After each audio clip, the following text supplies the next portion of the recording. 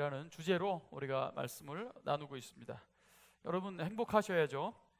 행복하길 바랍니다. 행복하셔야 합니다. 행복의 비결을 우리 예수님이 가르쳐 주셨기 때문입니다.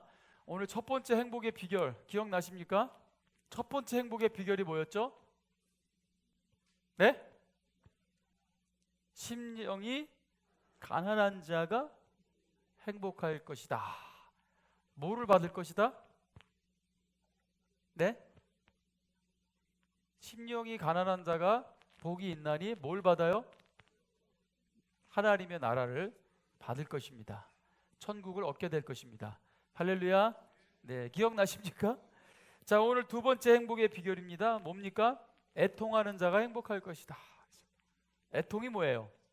슬퍼서 우는 것을 말합니다. 자, 아이러니하죠? 슬픈데 슬픈 자가 행복할 거래요. 자, 여기에 놀라운 신비가 있고 비밀이 있습니다. 여러분, 하나님의 위로가 넘칠 줄 믿습니다. 근데 우리나라는 우는 것을 좀 부정적으로 보는 그 경향이 있습니다. 우리 어렸을 때도 제일 많이 들은 소리가 뭐냐면 뚝뚝뚝. 호랑이가 잡아간다 그러고, 자, 울면은 그래서 자꾸 뚝뚝뚝 울지 말아야 될 그런 강요를 계속해서 받았어요. 남자는 3번만 울어야 된다라는 말이 있어요. 태어날 때 울어야 되고, 또 부모님과 사별할 때 울어야 되고, 또 나라가 망할 때 이렇게 3번 울어야 된답니다. 거기 보니까 아내도 없고 또 자식도 없어요. 3번만 울어야 된다는 거예요. 너무 매몰차죠? 네, 그리고 또 암탉이 울면 집안이 망한다, 뭐 이런 속담도 있습니다. 여기서 암탉은 여인을 얘기하는 것 같은데, 너무 집안일에 지나치게 여인이 관여하면 뭐 이거 아니겠어요? 참 시대에 안 맞는 속담이기도 한데, 뭔가 이렇게 이 여인이 집에서 서글프게 울거나 뭐 이런 것에 대한 좀 부정적인 좀 의미가 있는 것 같습니다. 자, 그 다음에 봄꽁이 제 울음에 죽는다라는 속담도 있더라고요. 꽁이 소리를 내고 자기가 있는 것을 알려 죽게 된다는 뜻인데, 자기 허물을 드러냄으로써 스스로 화를 불러온다, 뭐 이런 의미가 있는 그런 속담이에요. 자, 아무튼 이 울음에 대한 좀 부정적인 비유들이 있습니다. 그리고 또 그런 노래도 있어요. 울지 말라고. 울면 안 된대요. 왜냐면 울면은 선물을 안 준대요. 누가? 산타 할아버지가 울면 안 돼. 울면 안 돼. 그래서 목적껏 막 울어보지 못했던, 그래서 막 시끄럽게 울거나 막 소리내서 울면은 항상 오히려 더 많이 혼났던 그런 기억이 있습니다. 실컷 울어, 마음껏 울어, 이런 얘기를 어렸을 때 한 번도 들어본 적이 없어요. 자, 근데 오늘 예수님께서 너무나 기가 막힌 오늘 행복의 두 번째 비결을 말씀하고 계시는데, 자, 이게 바로 슬퍼서 우는 자가 행복할 것이다. 그리고 그렇게 슬퍼서 우는 자는 복이 있고 또 위로를 받을 것이다. 이렇게 말씀하고 계십니다. 자, 여기서 애통하는, 펜데오라는 헬라어입니다. 죽은 사람 앞에서 애통하는 거.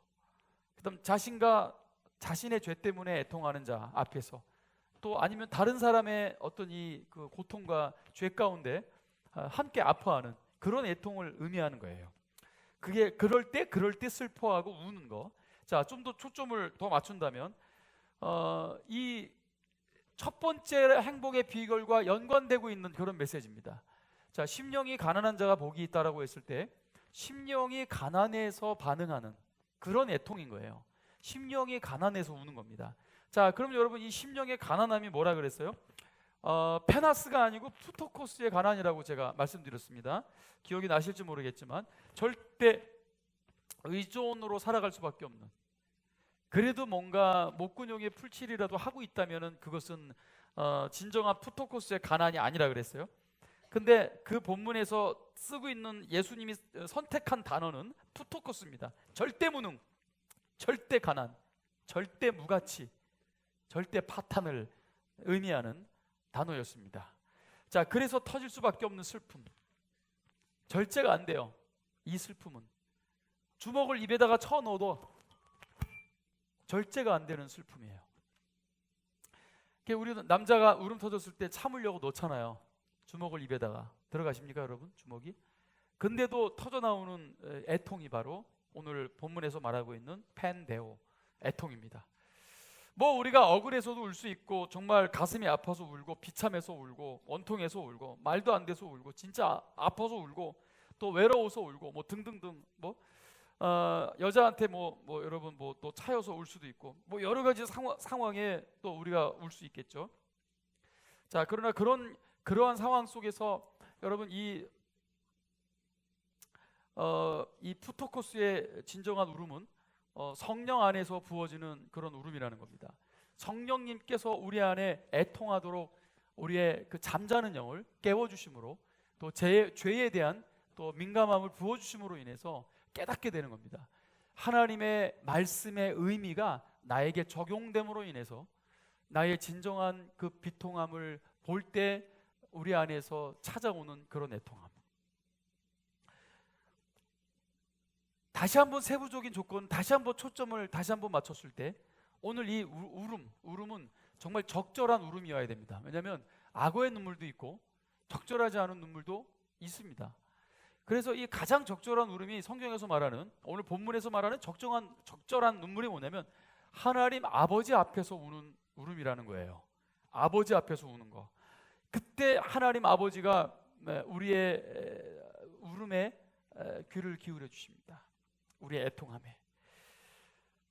오늘 사도행전 2장 37절 말씀을 보시면은 오순절날 하나님 말씀을 듣고 회개하는 이 3,000명의 무리들이 다 애통하면서 이렇게 외칩니다. 저희가 이 말을 듣고 마음에 찔려 베드로와 다른 사도들에게 물어 가로되 형제들아 우리가 어찌할꼬 하거늘. 우리가 어찌해야 합니까? 우리 말씀 앞에 내 죄가 드러났습니다. 어떻게 해야 우리가 살 수 있습니까? 오늘 이 3,000명의 무리가 여러분 애통하고 있습니다. 여러분은 언제 울어보셨습니까? 자기의 영혼을 바라보면서 언제 애통한 적이 있으십니까? 하나님이 눈물을 주실 때 자주 이런 기도를 합니다. 아버지 나의 연약함을 불쌍히 여겨주세요. 내가 왜 이렇게 연약합니까? 그리고 하나님께 막 사과해요. 하나님 내가 약해서 너무 죄송합니다. 주님 저를 불쌍히 여겨주십시오. 내가 너무 무지해서 죄송합니다. 그래도 주님 저를 긍휼히 여겨주시옵소서. 그렇게 아버지 앞에서 웁니다. 그때 하나님이 이런 나약한 놈 같으니라고 내게서 떠나가라 라고 말씀하신 적이 단 한 번도 없습니다. 항상 나의 연약함 가운데 아버지 앞에서 울 때마다 하나님은 항상 안아주셨고 품어주셨습니다. 사실 이렇게 울 수 있도록 도와주시는 분이 바로 성령이라고 아까 말씀드렸죠.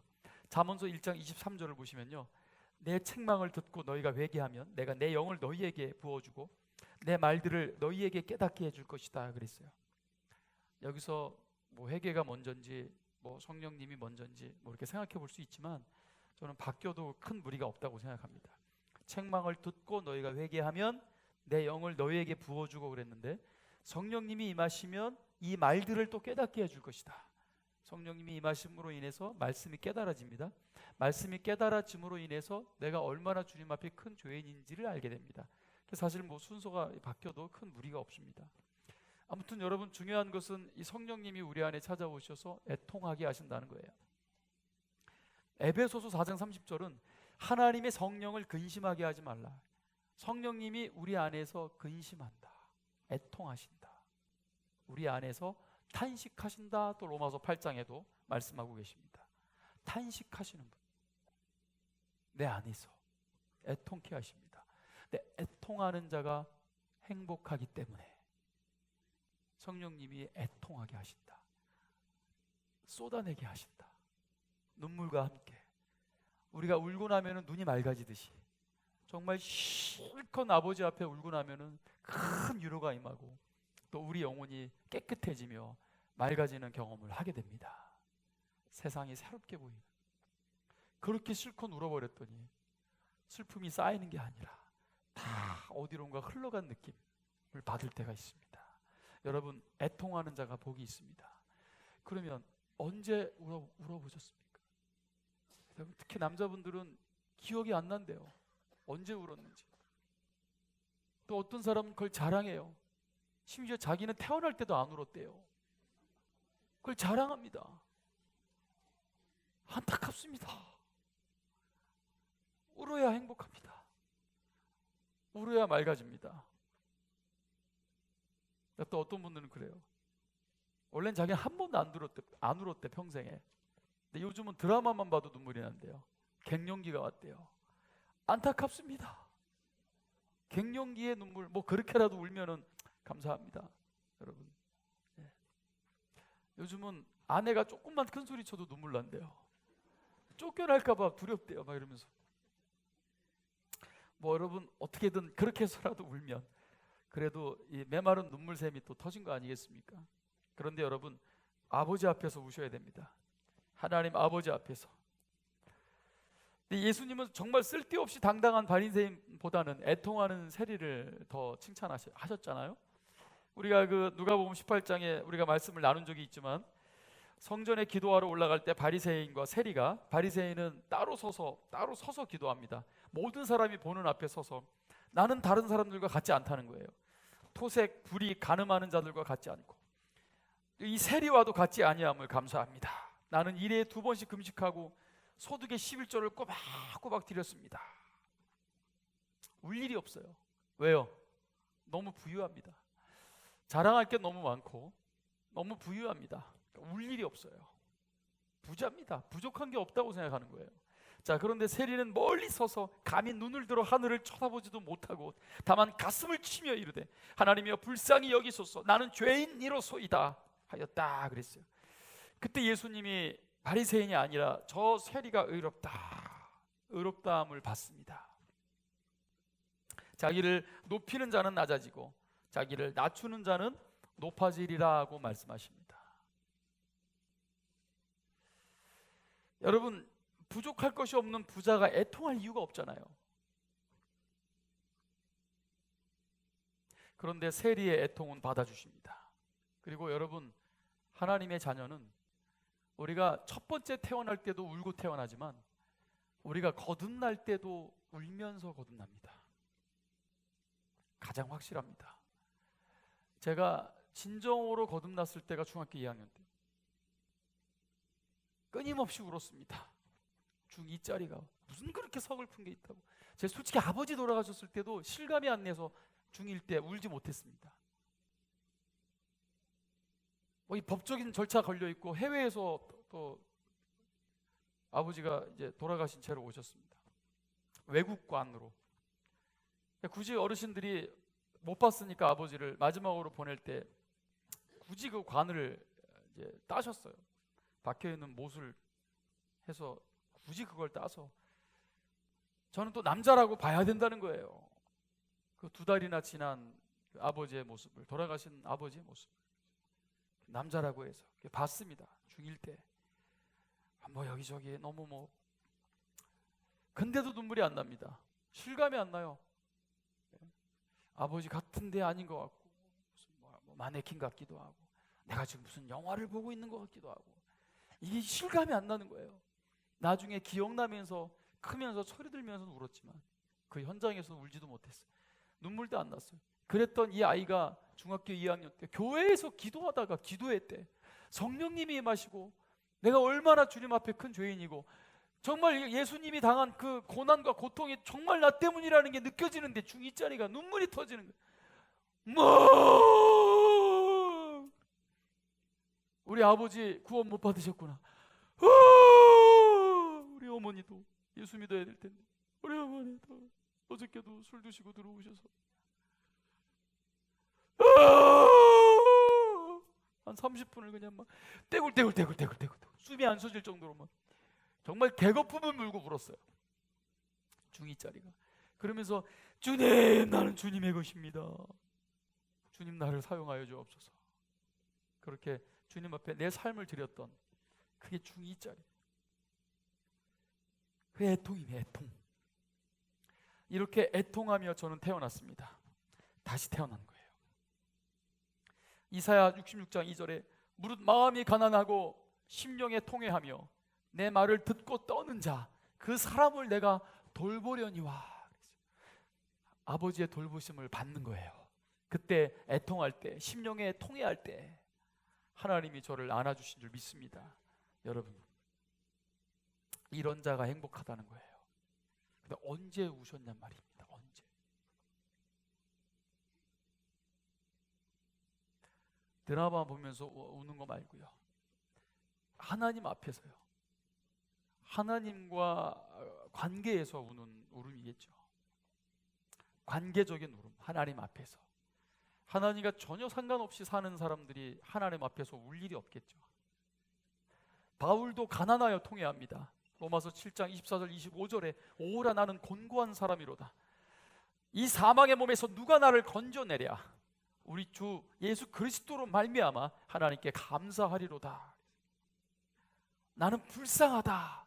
자기 안에 있는 죄성과 싸우고 투쟁하지만 결국은 넘어지고 자빠지는 자기 한계를 느꼈을 때요, 나는 정말 불쌍한 사람이로구나 애통합니다.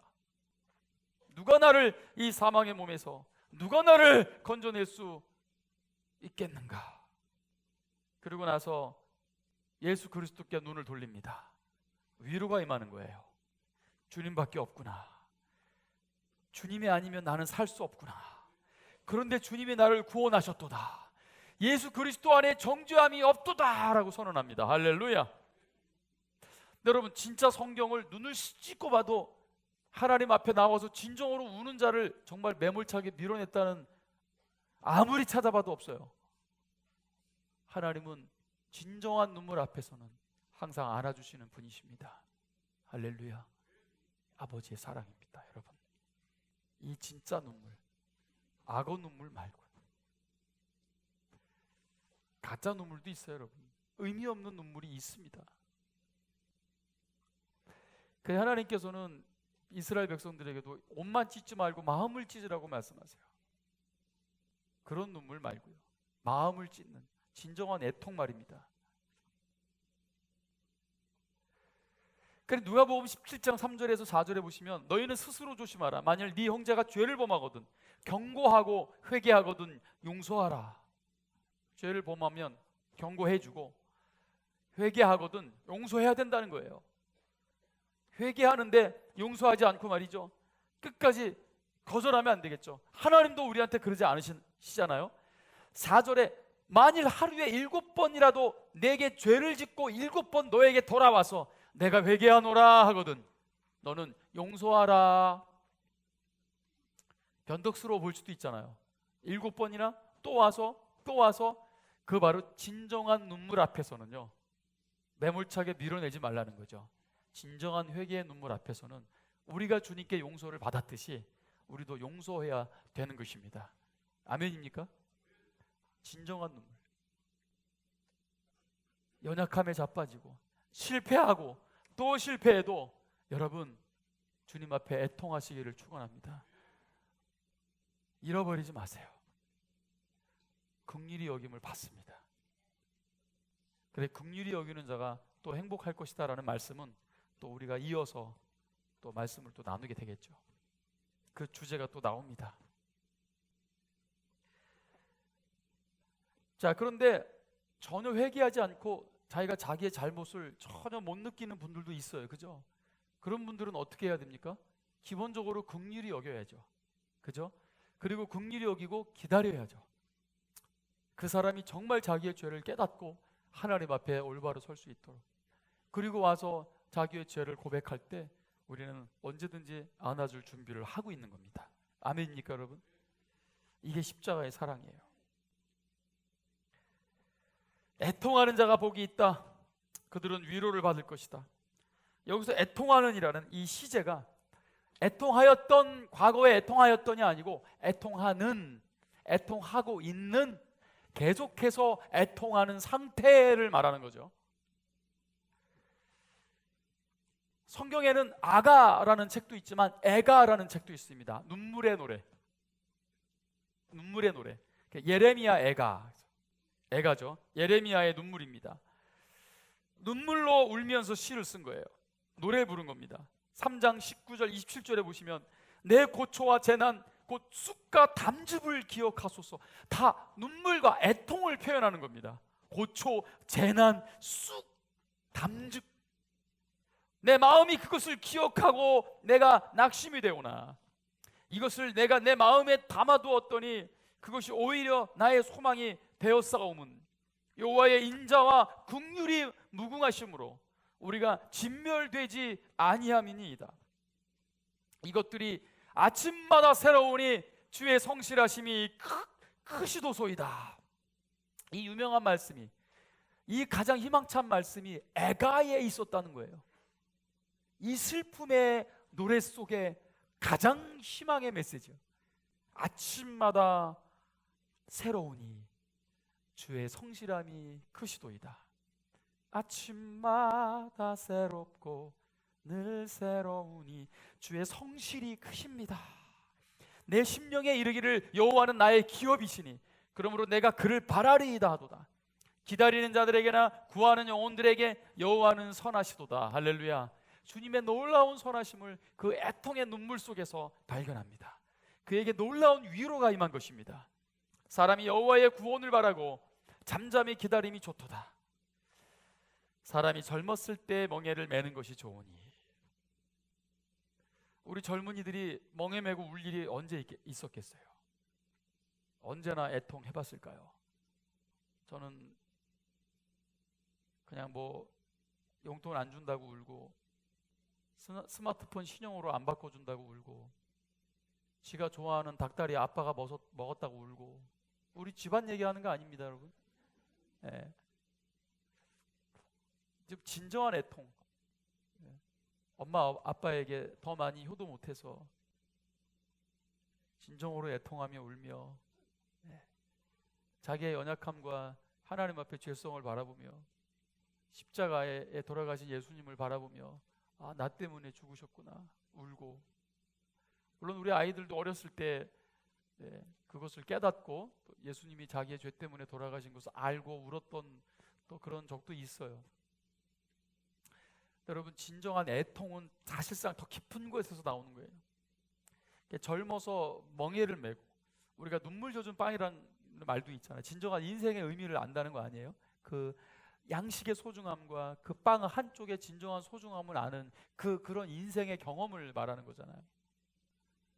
자, 여러분, 그런 눈물을 젊어서 경험하면은 여러분 그것은 큰 축복이고요.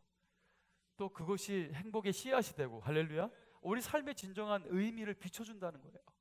모든 순간 범사에 감사할 수 있는, 저는 그러한 근거가 된다고 저는 믿습니다. 근데 그럴 만한 기회가 있어야 되는데 나는 부족한 게 없다. 오늘 라우디게아 교회처럼요. 부족한 게 없다. 나는 부유하다. 그닥 울 일이 없는 거예요. 참 안타까운 일인 거죠. 물질 만능이 우리 영혼들을 더 피폐하게 만드는 거예요. 여러분, 이럴 때 정말 우리는 성령님 필요합니다. 성령님이 임하셔야 됩니다. 우리 영혼의 가난함을 구해야 됩니다. 영혼의 가난함이 있어야 울 일이 있을 거 아니겠어요? 여러분, 아이러니하지만 가난을 구하십시오. 내 영혼의 갈망과 가난을 더 부어달라고 기도하셔야 됩니다. 그래야 애통의 눈물이 회복됩니다. 그래야 우리도 다시 행복할 수 있을 겁니다. 행복하셔야죠. 행복을 빼앗기면 안 되겠죠. 정말 사역하면서 정말 많은 눈물을 주신 것 같아요. 제가 30대 초반에 첫 교회를 이제 사임하고 미국으로 간 적이 있잖아요. 저희 이제 집사람이 어린 나이에 시집 와서 참 일찍 시집 왔습니다. 제가 아까 오청 전도사님 뭐라 했지만 저희 집사람은 20살 때 결혼했습니다. 할렐루야. 대학교 1학년 때 여고생이 졸업한 지 얼마 안 됐는데 또 대학교를 또 이제 그 유아교육 보육 쪽으로 가다 보니까 전부 학과가 다 여자야. 전부 대학교 1학년 친구들이 다 여자. 그다음 여고생 여자. 얼마나 막 그 20살짜리 여자 친구들이 막 바글바글. 사진 기사분이 자기가 20년째 이거 하고 있는데 이렇게 신부 친구가 많이 온 거죠. 자기 처음 봤대요. 왜냐면 다 여자니까. 여고 3학년 첫 결혼, 대학교 1학년 또 첫 결혼이니까 무대기로 온 겁니다. 막. 그래 일찍 시집 와가지고 또 이제 일찍 사모가 된 거잖아요. 교회에서 자라서 얼마나 이런 환경들이 어려웠겠어요. 솔직히 사모로 보이기도 어렵죠. 그런 상황이면 굉장히 어려운 상황 속에서 이제 사역을 시작한 겁니다. 그런 상황 속에서 물론 많은 분들이 격려해 주시고 도와주시고 응원도 해주신 거 분명하죠. 자, 그런데 그 젊은 나이에 어린 나이 20대 초반입니다. 그때 또 미국까지 자기는 가잔 말도 안 했는데 거의 뭐 제가 간다고 밀어붙이니까 끌려온 거죠. 미국 가가지고요 매일 울었어요. 매일 밤마다 거의 뭐 우울증 환자같이 울었습니다. 매일 밤마다. 처음으로 교회 떨어져 본 거고 처음으로 집 떨어져 본 거예요. 알겠냐 영은아? 처음 떨어져 본 거예요. 실감이 안 나는데 이제 가보면 알아요. 처음 떨어져가지고 객지에서 밤마다 막 우는 거예요. 그래서 교회 가서 이제 은혜 받아야 되니까 은혜 받아야지. 제가 세임이 4살 때입니다. 제가 세임이를 봐줄 테니까 말씀 듣고 오늘은 좀 은혜를 좀 받아요. 그랬어요. 제가 이제 아기를 좀 안아줬어요. 그랬더니 미국 교회는 더 보수적이잖아요. 그 사모님께서 전도사가 아기 안고 있고 사모가 은혜 받겠다고 앉아 있는데 그 사모 뒤에서 그랬대요. 아이고 저 사모가 전도사 인생 다 망쳐놓겠구만. 그게 여러분 그 보수적인 교회 어디 사모가 앉아갖고 예배드리냐. 은혜가 필요해서 앉아있는 건데 은혜 받아야 되는데 그조차도 어디 여자가 어디 남자가 아이를 안고 있고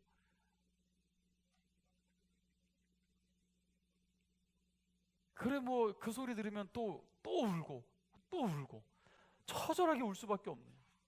그 하나님 앞에 정말 많이 울었을 겁니다. 네. 엄청나게 애통하고 울었던 그런 시절들이 있습니다.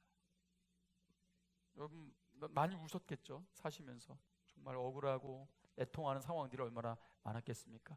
그런데 여러분 그런데요 제가 말씀드리고 싶은 건 요한복음 14장 26절에 보혜사 곧 아버지께서 내 이름으로 보내실 성령, 여기서 이 보혜사 아버지께서 내 이름으로 보내실 성령, 여러분 이 보혜사 성령, 이 보혜사가 위로자 파라클레토스, 위로자라는 뜻이 있습니다. 할렐루야. 성령님은요 위로자, 돕는 자, 우리의 억울함을 변호해 주시는 그분이 바로 성령이십니다. 아무리 울어도 해결해 주실 리가 없는 앞에서 우는 거, 여러분 그것만큼 처절한 게 어디 있어요? 아무리 울어도 아무도 없어. 너무 처절하죠. 그런데 우리는 애통하고 통곡할 때 우리의 위로자 성령님이 우리와 함께 계신다는 거예요. 그분이 파라클레토스, 내 울음을 받아주시는, 그 앞에서 실컷 울어도 되는, 이게 얼마나 큰 은혜입니까? 우리의 위로자 성령님 사랑합니다. 할렐루야. 이 경건의 눈물은요 반드시 경건의 기쁨을 보게 해줍니다. 그리고 이 경건의 눈물은 종국적으로 이 경건의 눈물은 닦아주십니다. 앞으로 울 일이 없게 만드시겠다고.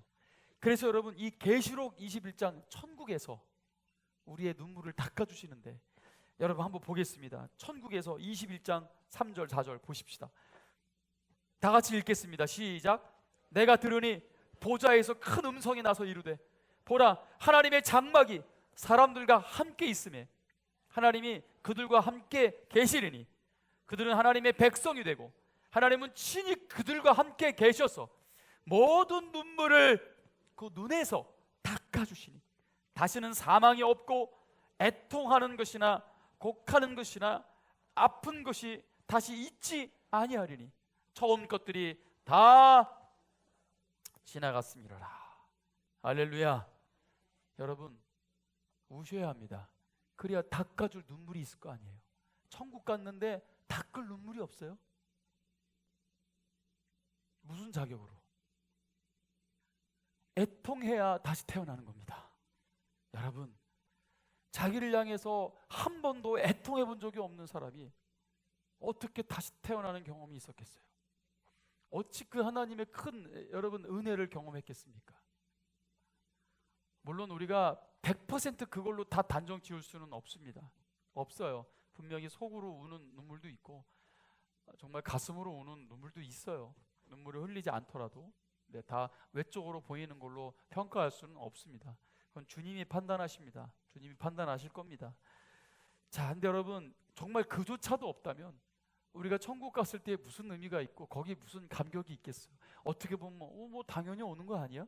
여러분 천국은 그런 곳이 아니잖아요. 내가 어떻게 나 같은 죄인이 어떻게 이런 곳에 올 수 있어? 그때 주님이 오셔서 닦아주시는 그 눈물이 여러분 이게 또 명장면 아니겠습니까? 할렐루야. 애통하는 자가 행복합니다.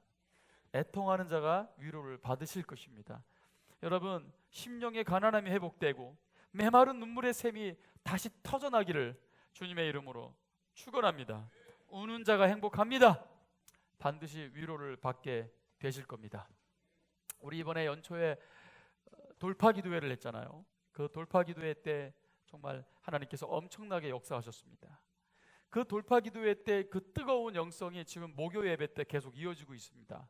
근데 바로 어제 그저께 목요일 날은 많은 분들이 못 오신 것 같아요. 아마 감기 기운이 있으셔서 못 오셨겠죠. 지금 여러분 목요일 날 계속해서 하나님이 큰 은혜를 부어주고 계십니다. 평강교회의 정체성이고요. 이 지역에 또 인천의 부흥을 위해서 우리는 계속해서 합니다. 근데 우리가 이 목요 예배에 이 불을 붙이기 위해서 어떤 부분에서는 이 돌파 기도회를 한 겁니다. 그리고 많은 병자들을 향해서 또 믿음으로 선포했습니다. 하나님이 역사하셨습니다. 엄청난 기적으로 병을 치유받으신 분이 계십니다. 우리 계속해서 주일마다 이제 계속해서 이제 그 간증을 해 주실 건데 오늘 특별히 일본 타자로 우리 이은호 권사님이 놀라운 간증을 지금 하시려고 준비하고 계십니다. 그 수많은 애통 가운데 하나님이 어떻게 또 축복을 주셨는지 우리가 간증으로 한번 듣도록 하겠습니다. 우리가 박수로 한번 격려해 주세요. 네.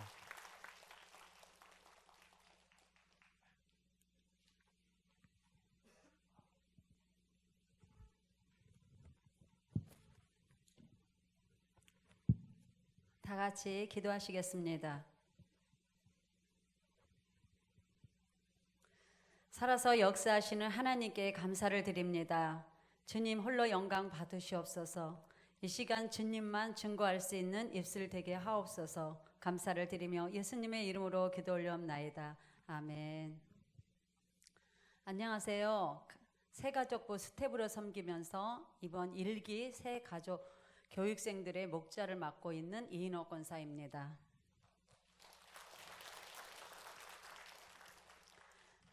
저는 이번 신년 특별 저녁 돌파 기도회 때 담임 목사님께서 기도를 통해 하나님께서 23년 된 크론병을 고쳐주셨습니다. 너무나 긴 병을 앓고 있었죠. 이 시간을 통해 주님께 영광을 올려드립니다. 저는 39살에 이유 없이 먹기만 하면 설사를 하는 거예요. 걱정이 돼서 성모병원에 가서 검사를 받았더니 만성 장증후군이라는 진단이 나왔습니다. 처방해 주신 약을 먹는데도 설사가 멈추지 않았습니다. 그래서 서울 삼성동에 있는 한방병원에 입원을 하게 됩니다. 치료를 받았지만 낫지를 않아서 결국 퇴원하고 집에 와서 약물 치료와 링거를 맞으며 생활을 하게 되었습니다. 점점 먹지도 못하고 설사는 하루에 10번 이상을 하는데 살은 점점 빠져가고 제가 그때는 여기 우리 갈산동에 평강교회 왔을 때 63kg 77 사이즈를 입었었어요. 63kg에서 45kg까지 빠지는데 너무너무 연약한 나의 모습이었습니다.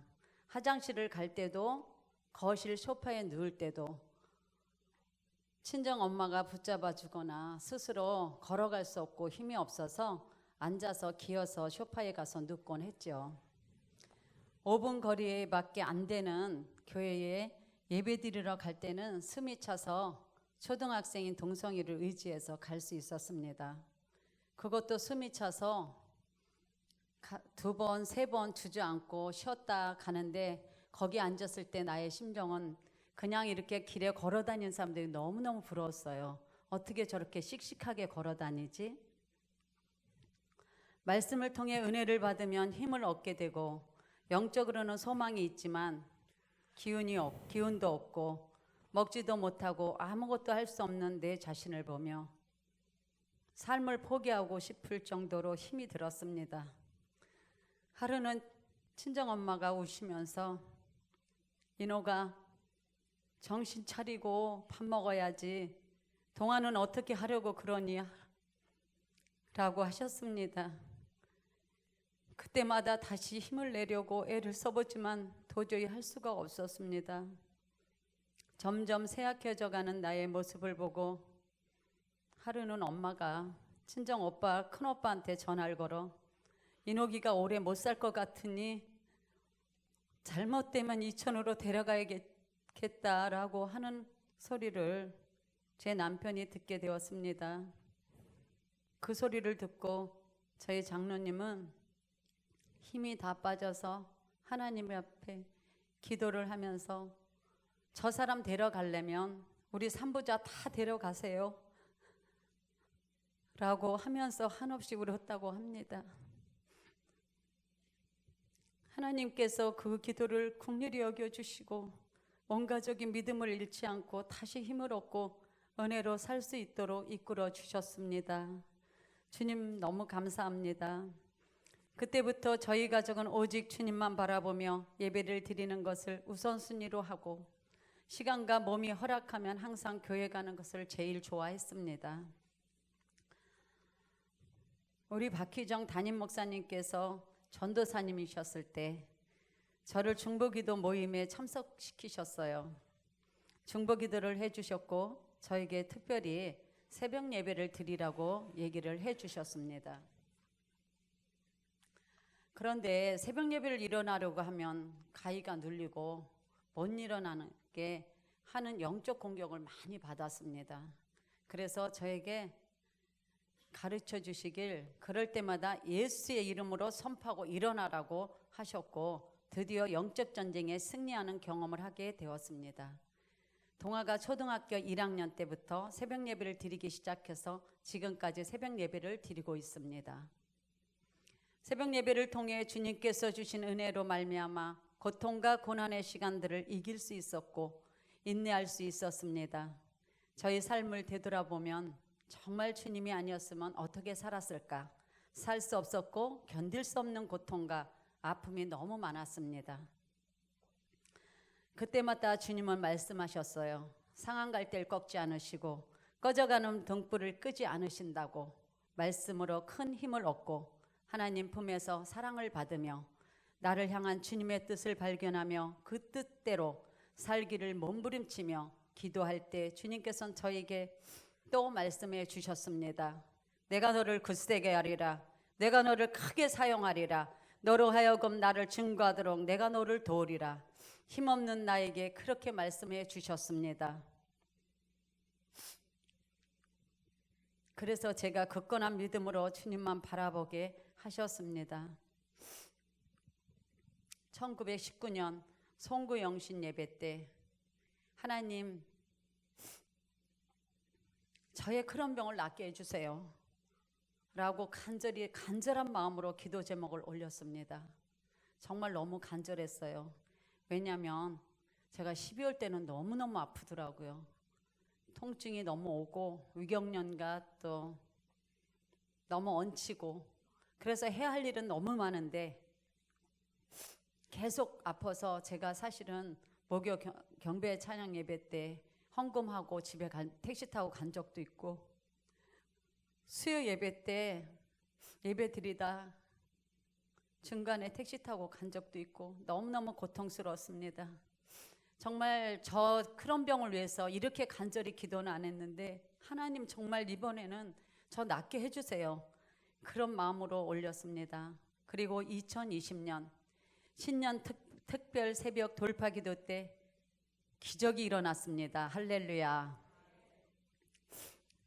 첫째 날 돌파 기도회 때 담임 목사님께서 장기적으로 병원 약을 먹어도 낫지 않는 자와 암 환자들은 앞으로 나오라고 초청하셨습니다. 그때 하나님 바로 저예요 라며 강단으로 올라가서 무릎을 꿇었습니다. 정말 너무 간절했습니다. 제가 세브란스 병원 10년 넘게 3개월에 한 번씩 약을 타다가 평생을 지금 먹고 있습니다. 그게 바로 제가 이번에는 꼭 하나님이 낫게 해주실 거라는 그런 마음으로 정말 달려갔어요. 담임 목사님께서 안수기도를 해주실 때 위로의 하심과 만져주심의 전율을 느끼며 스스로 기도하는데 입에서 계속 저 앞에서 기도를 하는데 입에서 그냥 계속 푹푹 이렇게 나오는 거예요. 이게 뭐지? 또 기도를 하려고 그러면 또 푹푹 뿜어지는 그런 느낌이 드는 거예요. 자꾸 그렇게 계속해서 뿜어져 나오는 거예요. 그렇게 5일 동안 앞에서 나가서 강대상에서 목사님한테 기도받고 또 나와서 기도하면 또 그렇게 내 행동이 그러고 있더라고요. 이게 뭐지? 이게 뭐지? 입에서 독소가 나오는 것처럼 계속 품어져 나오는 거예요. 마음속으로 이게 뭐지 하면서 하고 있는데 진짜 설사가 안 나오는 거예요. 물음변이 나오는 건데 너무 신기했습니다. 평생 먹을 수 없었던 고기도 먹어보고 커피도 먹어보고 야채도 먹어보고 테스트를 해보았죠. 배가 안 아픈 거예요. 설사를 안 하는 거예요. 이게 기적이구나. 우리 하나님 정말 나를 치료해 주셨구나. 꿈만 같았습니다. 저를 치료해 주신 하나님께 아침마다 감사 영광을 올려드립니다. 하나님 꿈이에요, 생시예요. 정말 너무 감사합니다. 하고 있어요. 지난 2월 5일 신천 세브란스 병원에서 체열 검사를 받았습니다. 3개월 전에 예약이 된 날이었어요. 정말 기쁜 마음으로 갔습니다. 저는 확신했어요. 우리 주님께서 나를 낫게 해주셨으니까 수치가 좋을 거라고. 담당 교수님을 만나 결과를 들었는데 염증 수치, 빈혈 수치 너무 좋아졌다는 거예요. 저는 뛸 듯이 너무 기뻤어요. 거기서 올 수는 없지만 너무너무 가슴 벅차고 정말 우리 하나님 살아계시구나. 정말 살아계시네요. 하나님 너무 감사합니다. 나를 치료해 주시고 위로와 기쁨을 주신 정말 주님 감사합니다. 그렇게 외치며 요즘 우리 성도님들이 보면 저를 권사님 얼굴이 너무 좋아졌어요. 예, 지금 너무너무 좋아지고 진행 중에 있습니다. 이렇게 기쁨으로 살고 있어요. 먼저 이 모든 영광 주님께 올려드리며 사랑으로 기도해 주시고 이끌어 주신 담임 목사님께 감사를 드립니다. 감사합니다.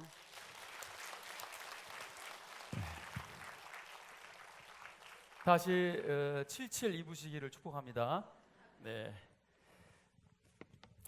지금도 소위 이제 묽은 묽은 변을 잘 보고 계신 거죠. 네. 그리고 이제 수치는 제가 또 목요일 날, 금요일 날 듣기로는 23년 동안 한 번도 보지 못했던 수치인 거죠. 그러니까 이제 소위 이제 정상이라고 그러시더라고요. 수치 자체가 23년 동안 처음으로 보는 정상 수치를 지금 보신 겁니다. 할렐루야. 하나님이 역사하셨죠. 하나님은 살아계신 분이신 줄 믿습니다. 제가 사실 강대상에서 이제 자면서 저도 사실 개인적으로 걱정을 많이 했잖아요.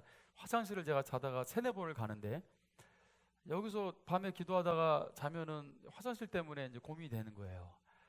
근데 저도 사실은 저도 체험이고 저도 간증인데 한 번만 딱 가게 되더라고요. 한 번만. 그래서 계속 이랬으면 좋겠다 했는데 사실 그 이후로 지금까지 저는 한 번밖에 하나님이 안 가게 하시고요. 한 번.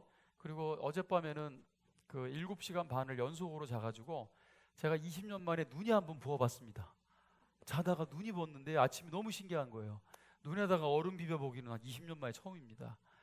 그래서 저도 한 30년 이상을 제가 또 자다가 화장실을 평균 한 4번, 5번 정도 늘 가는 거예요. 그러니까 늘 피곤해 이렇게 쩔어서 살았던 삶이었는데 하나님께서 이번 돌파 기도회 때 뭔가 역사하시겠구나라는 그런 기대감이 있었는데 그 주인공이십니다.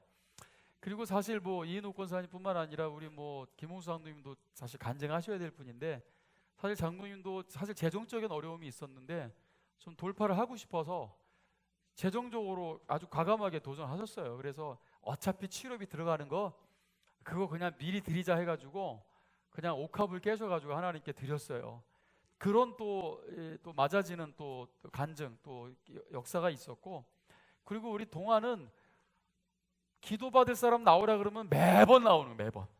예, 기다렸다가 매번 나와. 그리고 우리 또 지금 동성이는 또 청년부 회장입니다. 지금 뭐 온 가족이 하나님 앞에 기도하고 매달리고 또 부르짖고 할렐루야 이런 모든 것들이 또 맞아떨어졌고, 사실은 제가 기도해서가 아니고 제가 온 성도가 병자들을 위해서 함께 손 올리고 기도해 주자고, 그래서 모든 성도가 함께 기도했기 때문에 하나님이 역사하신 거라고 믿습니다. 여러분 돌파 기도의 주인공들이 많습니다. 여러분 애통하십시오. 하나님 앞에 우십시오. 위로가 임할 것입니다. 역사가 임할 것입니다. 하나님 살아계십니다. 두려워하지 마시고 담대하시고 이번 여러분 이 위기를 믿음으로 극복하시고 이겨내시기를 축원합니다. 그리고 이 역사는 매주 목요일마다 계속됩니다. 계속해서 우리는 병자들을 위해서 기도할 거고 또 성령님의 치유를 믿고 선포할 겁니다. 목요일 날은 우리 평강교회 성도님들은 목숨 걸고 참여하시고 하나님이 보여주신 거잖아요. 내가 살아있다.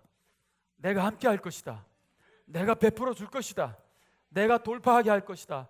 내가 치료할 것이다 라고 약속하셨으니까, 보여주셨으니까 여러분 우리 목요 경배와 찬양 예배에는 반드시 어떤 일이 있어도 비가 오나 눈이 오나 여러분 함께 참여하셔서 오늘 새로운 주인공 되시기를 주님의 이름으로 축원합니다. 우리 같이 찬양하겠습니다. 성령이 오셨네. 내 주에 보내신 성령이 오셨네. 우리 다 같이 일어나셔서